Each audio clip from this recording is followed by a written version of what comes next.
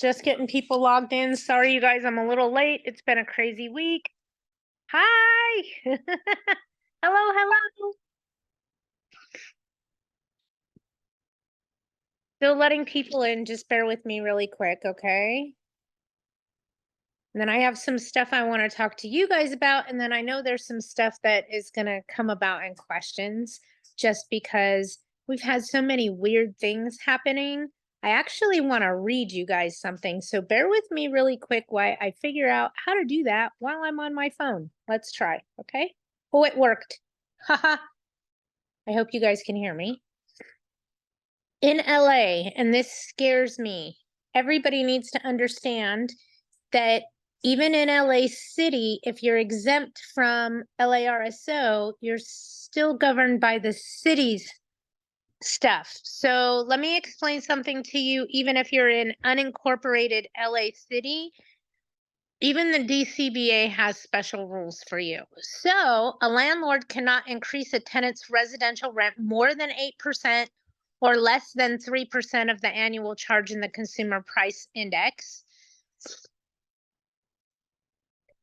And if someone has a luxury unit, you can do an additional 2% rent increase before December 31st. Only one increase per 12-month period. Rental increases only are allowed for registered units. So if you didn't register your unit, you can't legally raise the rent. Here's where it gets scary, folks. Landlords cannot raise the rent because the tenant has additional occupants. Oh, remember all that verbiage we put in our contracts? It doesn't work in that area. Landlords, oh, I just read that one. Protections for tenants who refuse to pay unlawful rent increases regardless of the reason for eviction. Ooh, did you hear that? And landlords cannot increase the security deposit amount from the original inception date of the lease. So just want to make sure that you guys have all of that down. Letting people in still. Sorry, trying. But it's LA, city of LA, that will not allow a rent increase after the original tenant moved in. So you know how we could do a rent increase on the deposit too, or an increase on the security deposit too? Not in LA, not in LA. So makes it extremely challenging as far as that goes. But there are quite a few rules in city of Los Angeles, whether you're RSO or not, even in the unincorporated areas of the city of LA, have very strict restrictions against us as landlords.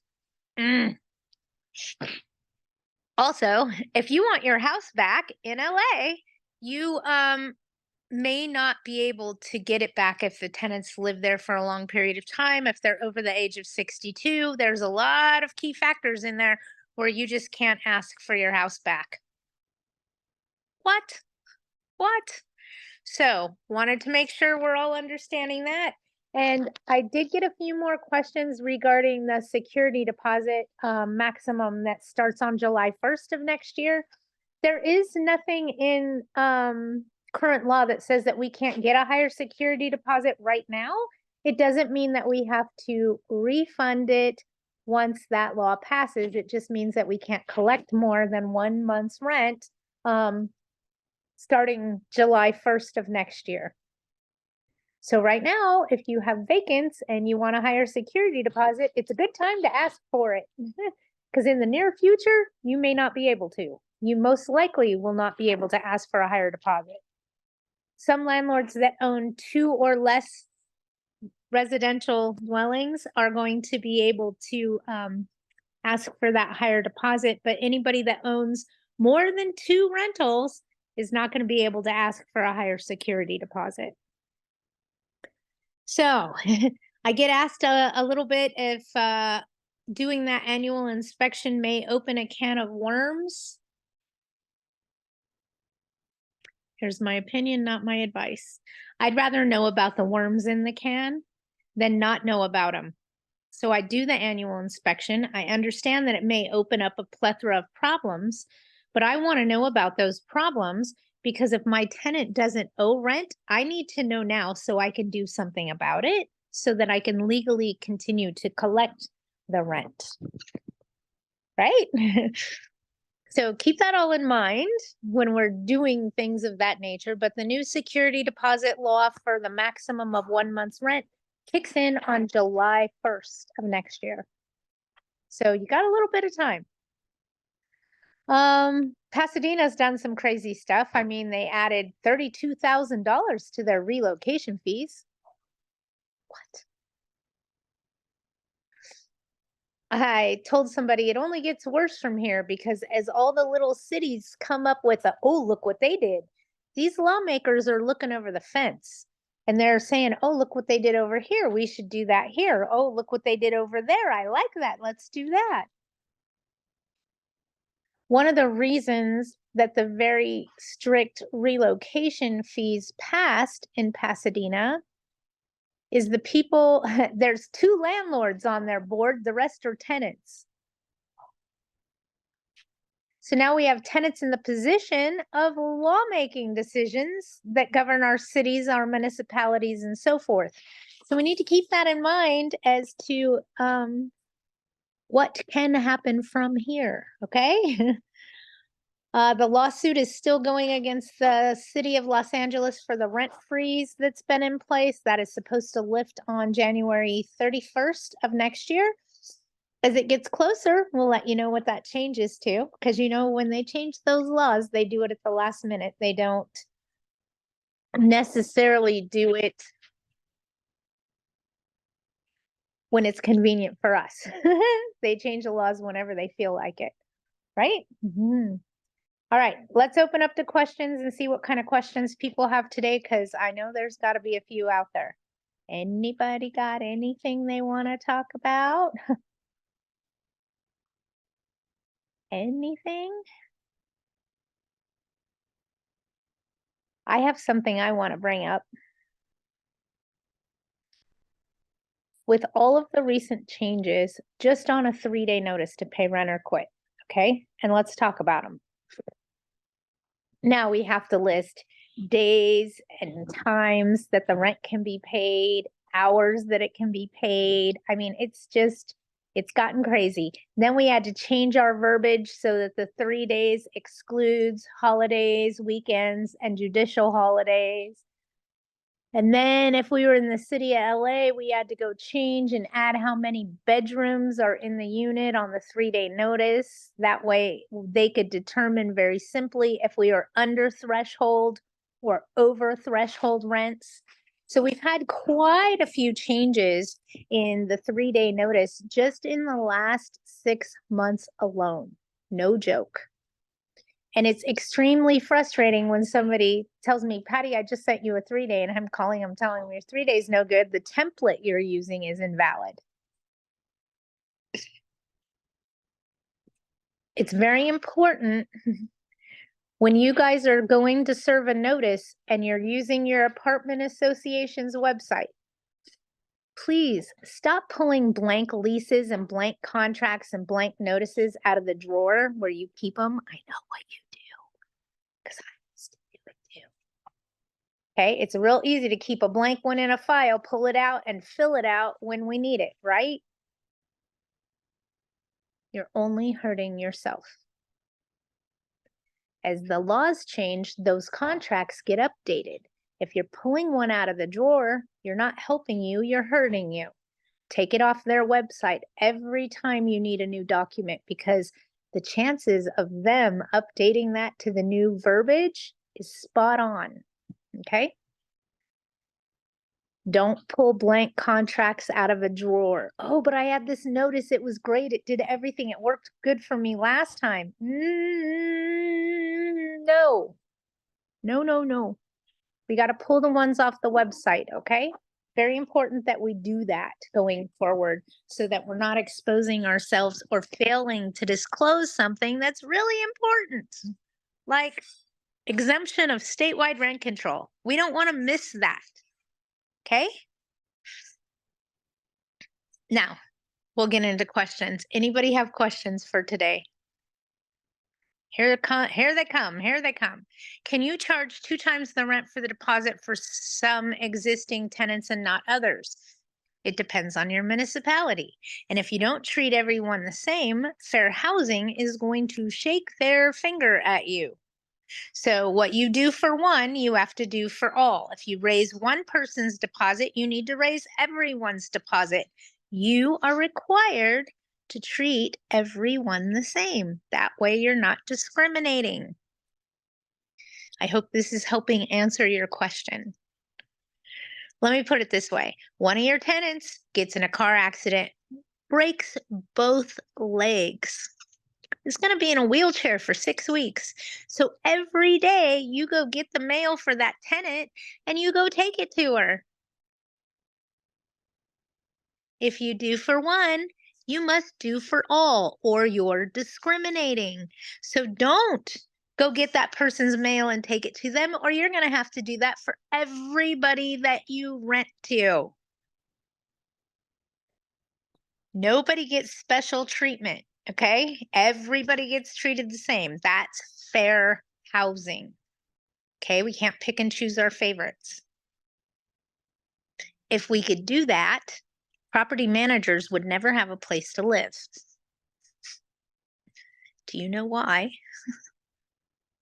Because landlords in general are scared to rent to property managers because some of them might know more rules than they do. Example, how many of you would rent to me?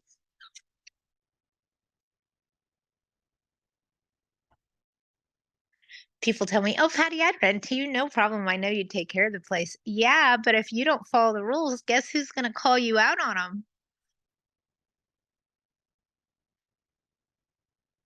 It's discrimination against source of income if you just say, "I don't rent to property managers," or "I don't rent to blondes," or "I don't rent." It's discrimination. So you can't do it.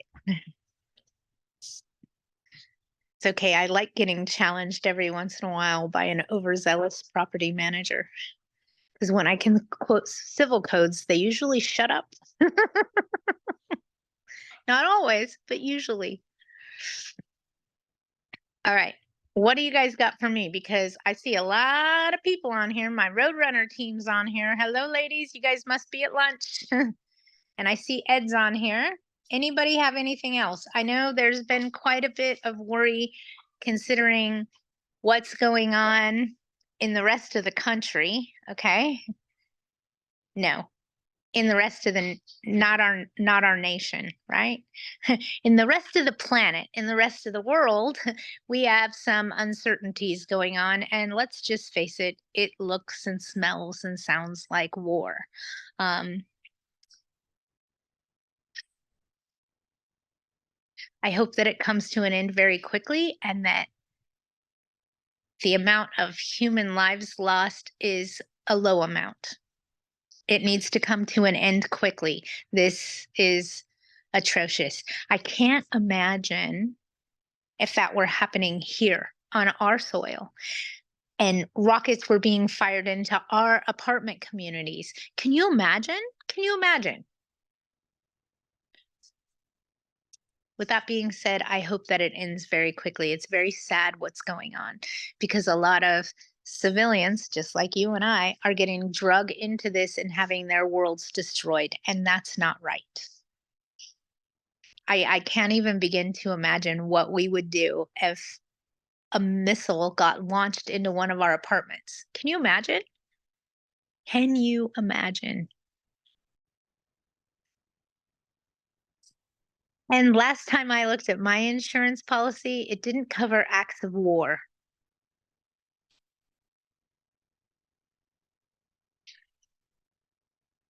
Yeah, very, very, very touchy subject there. Just to see all these people losing so much, it's so sad. And I hope it comes to an end very, very quickly and that it doesn't come over onto our soil. All right, enough said about war. Let's see what else we got going on. Right, Ed? It's ludicrous what's going on. Anybody have questions for me? Pick my brain while you got me. I know I'm doing this on a Friday. It's weird. I think next week we'll do an evening meeting, okay? We'll do an evening meeting. If you're in Los Angeles County, harassment against your tenant is real. Very, very real. So you want to be cautious and careful that you're not doing anything that would be deemed harassment. Some of the things that they have deemed as harassment are atrocious. I highly suggest that you go look at the new harassment law in LA County. It's just insane. And if you're trying to do like a cash for keys or something like that, or you want to terminate tenancy, I beg you, please go talk to your legal counsel first, okay? Especially if you're in LA County. Go talk to them first, because if you approach this from the improper manner at hello, it could be considered retaliatory or harassment. There you go. Not retaliation, harassment. And that is no joke. No joke. I realize I have all this glare on me from my windows. I'm at home today, you guys. Hey, Widget's at home. I'm not in the office working today, so it's nice. You may see my dog. She's staring at me like I'm supposed to get up and do something for her. All right. Anybody else have anything that they want to talk about? And yes, you can get a higher security deposit now for tenants that you already have in possession. If you're governed by rent control and you can only raise the rent, and I'll give you an example, 8.8%, 9.6%, whatever it is you can raise the rent, that's the maximum you can raise the deposit, okay? So if you're controlled by an annual rent increase of 8% right now, then you can raise the rent 8% and you can raise the deposit 8%. So if your rent's $3,000 and you can do an 8% increase, you're on the road. If your deposit is only $1,000 and you can do an 8% increase, you can do an $80 increase on your deposit only. You cannot bring that deposit up to $3,000. That would cause a constructive eviction and most likely be considered harassment. So if you are governed by how much you can raise the rent, you are also governed by how much you can raise the deposit, if your municipality will allow it. Some municipalities do not allow you to increase the deposit from the lease inception. So from when you very first rented to them, that's the amount of deposit you get, and you cannot increase. That is true for LA City and LARSO. Even unincorporated LA City applies. LA, it's kind of crazy, right? I remember telling an owner and looking up on the website and checking everything and going and asking the attorney and coming back and telling this client on the phone yesterday, you can serve a notice to terminate tenancy today, but I don't know if you'll be able to use the same notice tomorrow. You'll have to call us back. That's how much the rules are changing. That's how often it's all impacting us. And it is very hard to keep it all straight. I had a client that went in for an eviction case last week, okay? And I didn't see her on here yet, but if she gets on here, she'll tell you the story, I'm sure. So the attorney is telling her the tenant made partial payments all the way through this eviction. Uh-huh. You can't evict, you accepted rent money. Yes, I can. This is commercial. Oh, okay. So they get into court, they get into trial, and the attorney blanks, forgets, thinks it's residential again, and starts panicking. And my client reminds the judge, the opposing counsel attorney, her attorney, she has to continually remind them, but this is a commercial property. She has to continually throughout the case repeat, and this is a commercial property, because everybody's trying to tell her she can't do what she's trying to do, because everybody has all these residential laws that continually change stuck in their head. So I have to tell clients all the time, people are going to continually tell you that you can't do what you're doing. I just need you to respond, but this is a condo. And then they'll go, oh, oh, okay, it's separately alienable. They'll go through the motions, especially if your condominium has letters behind it instead of numbers. It is very confusing to the courts, to the legal counsel, to everybody trying to help you, because if your condo is marked apartment C, we're going to automatically assume it's an apartment, and that's going to stick in our head every time we look at the address. So I have another client that's consistently telling people, but this is a condo. And why am I telling you this? Because you may find yourself in the same boat in the very near future. But this is a condo, but this is a single family residence, but this is a commercial building. But so you may find yourself repeating to a judge, and you're just going to have to keep going back at them, because in their brains, everything that's so heavily litigated right now is residential. Even the tenant told the judge in court, but she accepted my partial payments. Right. But in commercial real estate, you can accept partial payments. And as long as they don't pay off the full amount on the notice, you can still seek an eviction.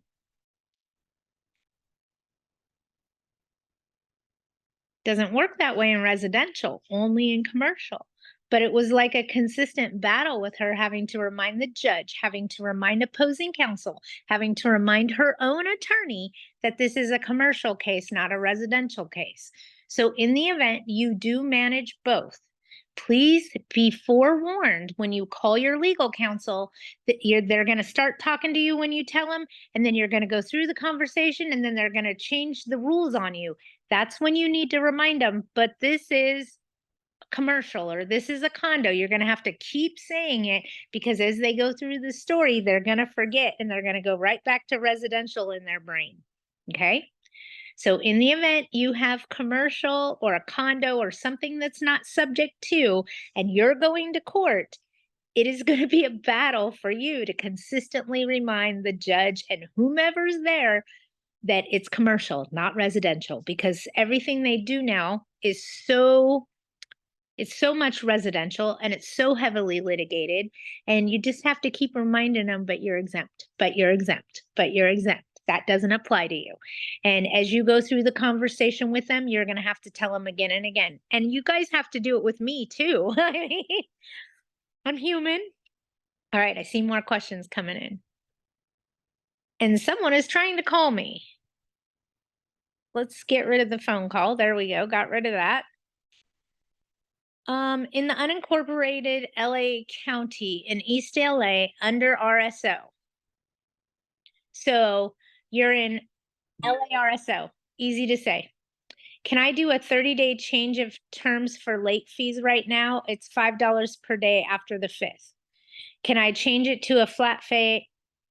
Okay, let's talk about late fees. Okay. LA City, but not RSO. It's a condo, confirming when I can raise rent. LA City's on a rent freeze. It's going to be a 30-day notice, and call me at the end of January, and I'll let you know if you can serve that notice in February or if they're changing the law. Okay. Unincorporated LA, late fees. I'm teaching a class on November 14th for AGLA, and it's called Great Ideas That Just Don't Work Anymore. Late fees is one of them. Let me explain. Currently, late fees are being heavily litigated throughout the court system, specifically in Los Angeles County. If you raised your rent at all during the pandemic period, your legal counsel is most likely going to tell you to remove the increase, adjust your ledger accordingly, and do a new 3-day notice at the old rent with no late fees on there. Yes, it is a class. Yes, I'm teaching it for AGLA. Yes. Great ideas that just don't work anymore. And I don't want to panic you, but pet rent's on there. Additional occupant fees on there. Sign up on AGLA's website, aagla.org. Okay, no problem. It's great ideas that just don't work anymore. Pet rent doesn't work anymore. Additional occupant fees don't work anymore. There's a lot of things that don't work anymore, and I'm going to tell you right now, late fees is going to be one of them in the near future. When that's going to happen, I don't know. But at this point, most attorneys don't even want to deal with late fees, don't even want them on your ledger, okay? Because they're let me say it like this to you, okay? If you don't pay your mortgage on time, your late fee with your mortgage company is $35. If your rent's $3,000 and your late fee is 10%, you're getting $300 from your tenant if the rent's late. Are you making a secret profit? Are you price gouging?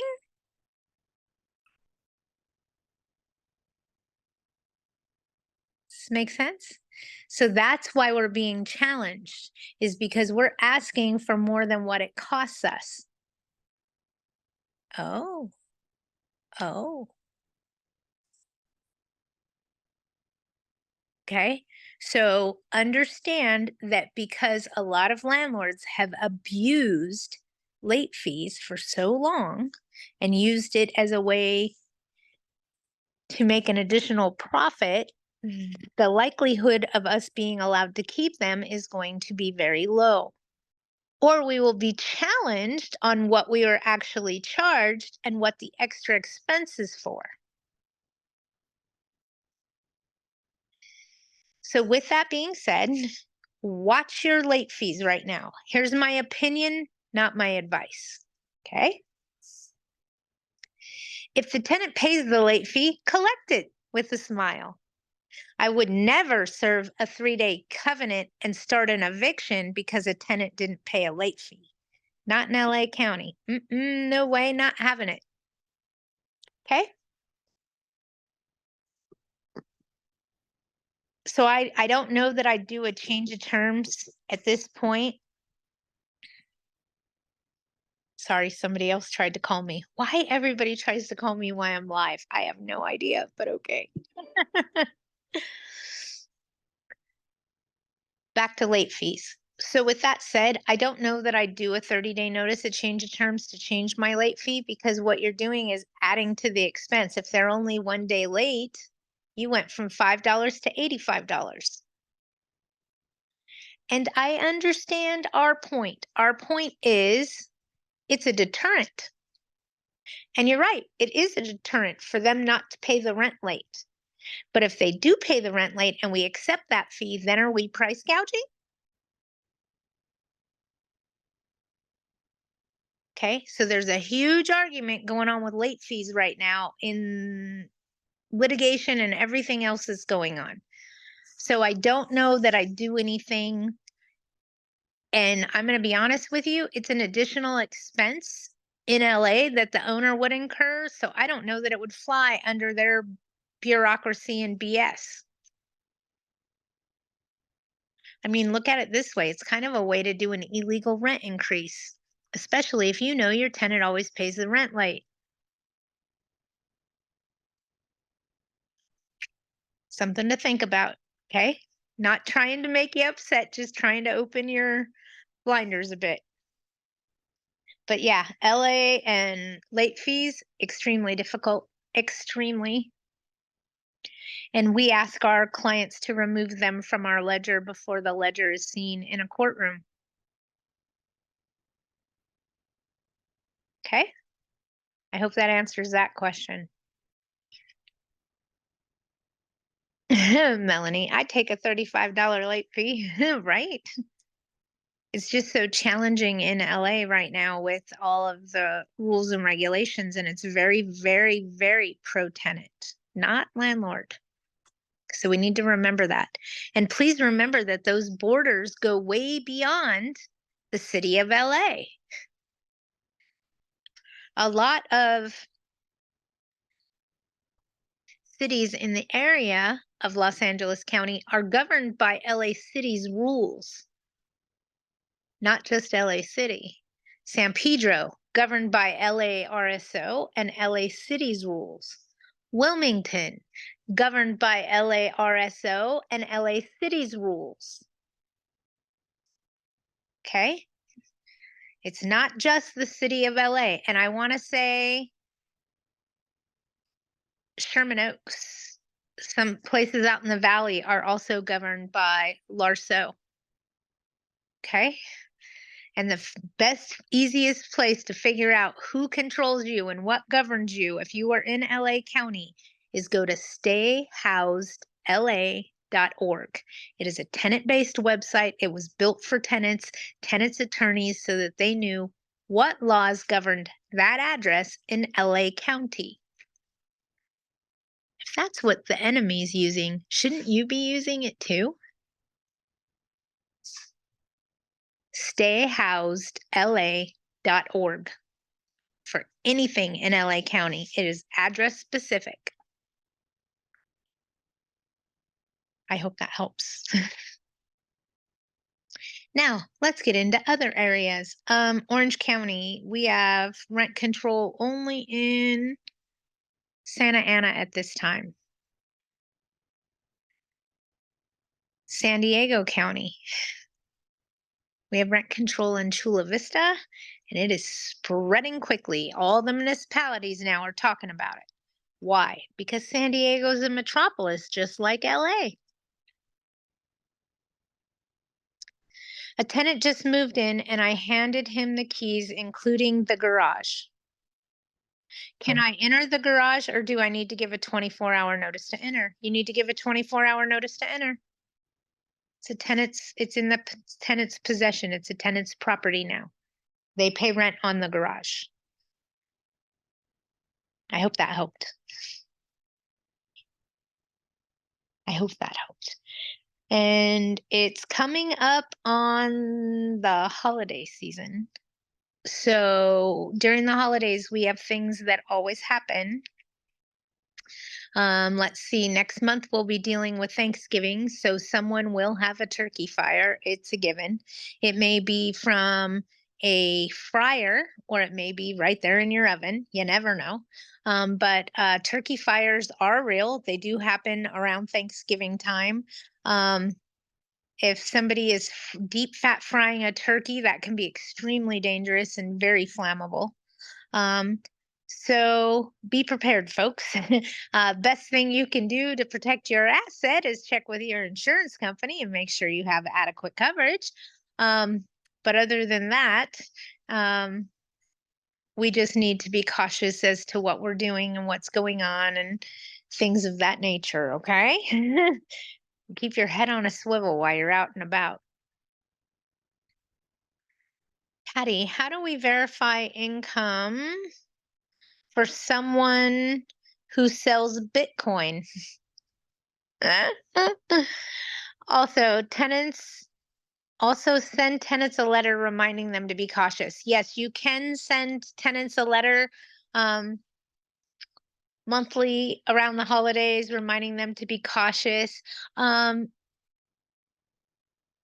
It's a great idea. Just make sure you don't use any words that are incriminating or harmful to you. Like, don't use the word children or playing in a letter that you're writing. Those are foul language in my world. Look at it this way. They're a protected class, and if you're calling them out, you could be sued. Especially if you're telling someone to watch their child. That's a lawsuit waiting to happen. Can't do it. You cannot identify them as a child. You can identify them as residents within the unit, but not as a child. Okay? Everybody got that? So be careful what you put in writing. And if you need a second set of eyes before you hit send, please send it to me first.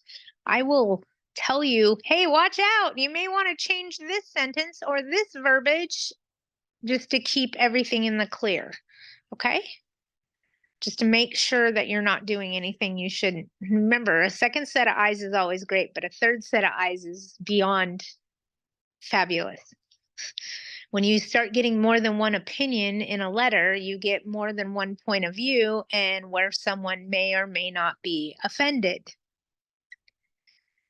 While we're talking about offending people, you guys remove the word single from your vocabulary. Please, I beg you. Remove the word single from your vocabulary. Okay? Example, the occupancy limit on this property is for a single person only. Is that discrimination? Hell yes, it is. It's discrimination against marital status because you're not talking about a single as in one, right? You use the word single. So you're talking about marital status.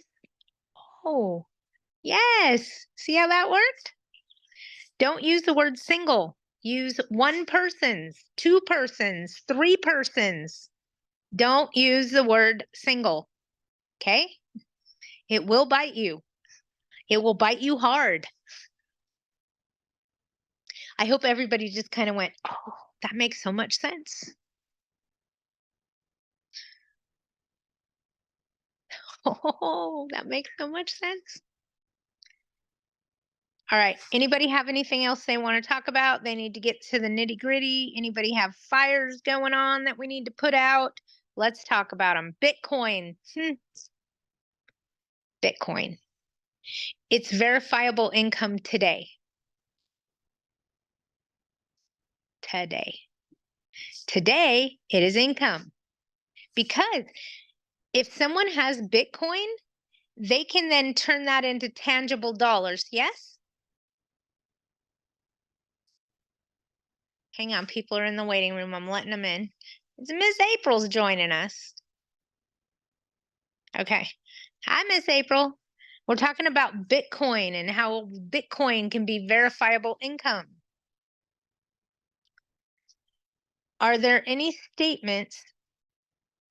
Nope. I don't think they get a statement. It just shows how much Bitcoin they have in their account.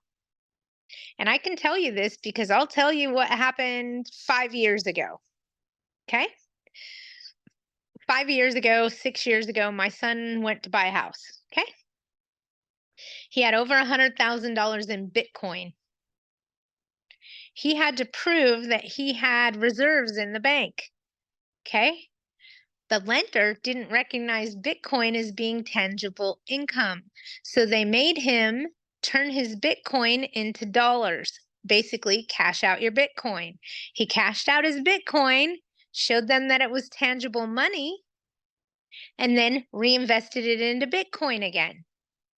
He ended up losing $400 during that little escapade of a week of not having his money in Bitcoin because Bitcoin went up by 400 bucks and he didn't get that.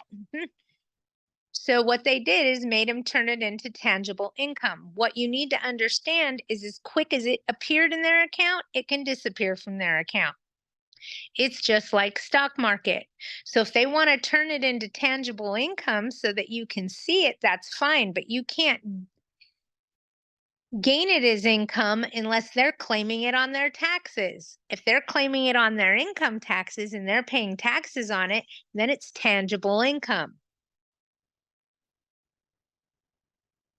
It's kind of like this. Look at it this way. If a waitress or a stripper, for that matter, gets paid a lot of stuff in cash and they don't claim it on their taxes, they never got that money, right? Because they didn't pay taxes on it. Understand? So if they're paying taxes on that Bitcoin income, then it's income because they're paying taxes on it. That's why we don't look as cash as being income, because if you're not paying taxes on that cash that's coming in, it's not income. I hope that made sense. But they're going to start taxing Bitcoin and doing all kinds of stuff with not just Bitcoin, Ethereum, all of those Litecoins they're called, which, yeah. All right. So I hope that answers your question. You can ask them to change it into tangible dollars so that you can see that it's actual money. But it's like the stock market, it can go away as quick as it appeared. It is not secure. But if they're paying taxes on it, then you can claim that as then they can claim that as income. I hope that made more sense. I had a tenant once. She didn't believe in bank accounts. How do you have a job and not believe in a bank account? She'd go to the bank every time she got paid and she'd buy various money orders. She'd buy one for 500, one for $50, one for $80. She'd just buy all of instead of cashing her check, she'd go into the bank and buy a bunch of various priced money orders. And she would come into our office to pay her rent with various priced money orders. And she always paid ahead. She was always in advance. She'd come in and drop off $352 money order, a $600. 5 years, 6 years, I dealt with this tenant. This is how she worked. And it was how she lived, and it worked for her. So because somebody else has a different way of doing things than the norm, doesn't mean that we can't work with them. She has a job.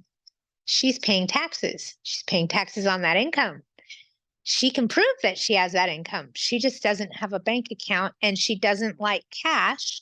So she purchases money orders and deals with everything that way. To each his own. It's still verifiable. If it's verifiable, then it counts.